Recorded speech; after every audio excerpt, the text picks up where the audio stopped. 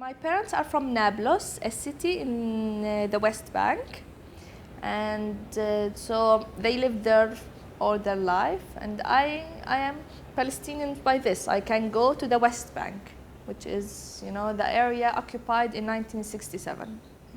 Yeah. With the national idea that spread all over the world, a Palestinian means a person who is born inside historical Palestine, or his parents or grandparents regard themselves as Palestinians, because you have now fifth generation of being born outside Palestine, and they are prevented to come back to Palestine. So maybe not your parents, but your grandparents were born in Palestine, and they regard themselves Palestinians. And there are Jews Palestinians. There are Jewish people who were born in Palestine long before 1948, and long before even the 1920s. And now there is the fifth generation of people, Jewish people, born in Palestine. So born in Palestine is not the only thing. You need to feel that you belong to this land. You are a Palestinian, even if you are not allowed to live there. It is very difficult to be Palestinian, because really the main problem is that you don't have a homeland. Your homeland is not secure, it's not safe, and it's sad. So your homeland is not a happy homeland. And really, in reality, you don't have it, because it's occupied. So you don't own anything in it. Even if you built a home, they can demolish it anytime. Even if you bought something or made a business, it can be vanished anytime. So you don't feel secure. If you are Palestinian, automatically people will start asking you about Palestine. Automatically, the Zionism as an idea will have you as a target, because you are the counter of this idea. Your existence in itself is a problem. They wish you never existed, because if you were not there, their problem will be solved. So just by being born as a Palestinian, you are a problem to others. And you need to live with it. In Palestine, before, let's say, the 1920, when really the British mandate planted the idea of a Zionist Jewish state inside Palestine and to transfer Palestine into Israel, there were Jewish, Christians, and Muslims, Palestinians living in the land. But then it started, the process of erasing the name Palestine. Because in reality now there is nothing called Palestine. On the map, there is no Palestine.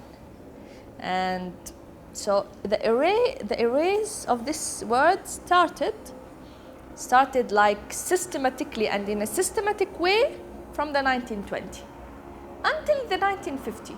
In this 30 years, they omitted this country from the map. And so as a Palestinian, you belong to nowhere.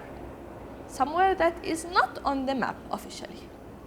And there is another name that was given, Israel, for this land, with Israelis being there, and the Israelis regard themselves the Zionist idea of building a Jewish state where they will not accept Christians or Muslims. It is just Jewish. Maybe one of the applicable things to do is to have one state where Israelis and Palestinians from all the three religions will live there together in a country that is not Zionist. A country where they will call it Palestine, or maybe they will call it something else because Palestine no longer exists. And those people will live there. People who want to come back, they can come back, there is space. People who want to leave, they can leave the area. So it's a democratic country. It should not be a Zionist country where it is only for Zionists to live there. This is a political entity, and it's possible.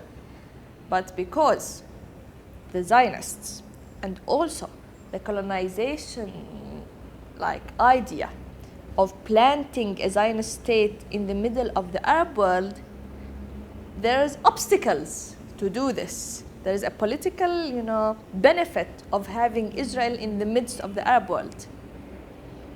It was planted there for a reason. It was not planted there by chance.